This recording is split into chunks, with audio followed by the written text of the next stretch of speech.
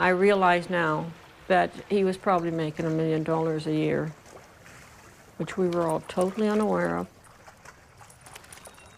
Every time I went to go visit him or anything else, it was, you know, just, I'm going to see my brother Todd, and then... We'd talk baseball. We talk baseball, and then I go, boy, your house is getting a little bit bigger. Maybe he's doing okay.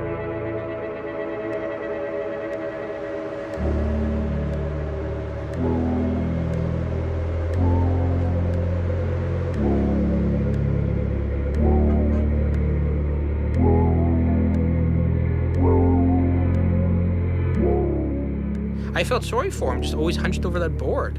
I mean, literally 24 hours a day, 7 days a week. I mean, it was horrible. I worked till around 1, 2. I'd go home, get some sleep, come back at 8 the next morning. He'd still be there, same clothes, same hunched over on the board, you know, and this went on for months.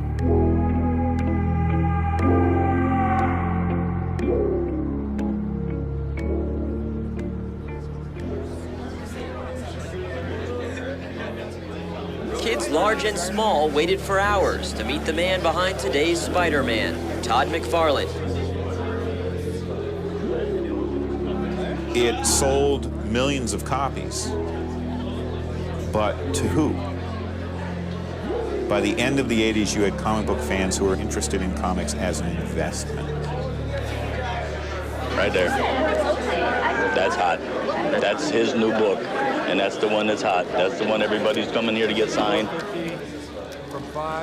You had comic book fans that were beginning to buy comics like junk bonds. And you began to have comic book publishers like Marvel Comics that began to produce comics like junk bonds.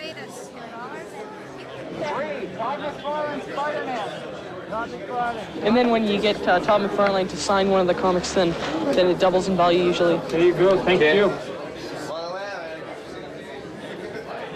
The more profits soared, the more the sales went up, the more experimental we got. And we just kept trying things, like day glow printing and glow-in-the-dark covers and silver foil on the covers. You had a comic book fan who cared very much that there were going to be 5 different covers. More than that, they needed to buy 2 versions of each edition so they could put one in a bag and put it away and never look at it, and have the other one that they would actually handle and look at.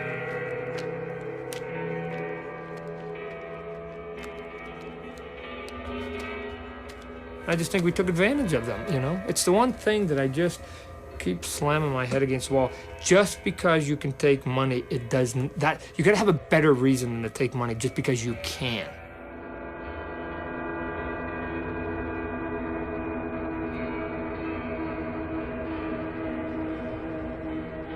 This guy has a dream goddamn life. Folks, if you're good at animation, do what Todd did. Tell everyone to go F themselves, and you make millions of dollars.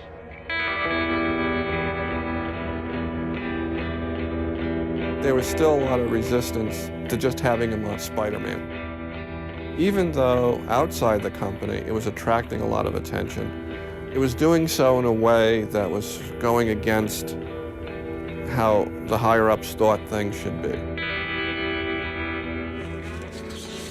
At that point, the editor-in-chief was Tom DeFalco, and he would refer to that spaghetti webbing that Spider-Man was shooting.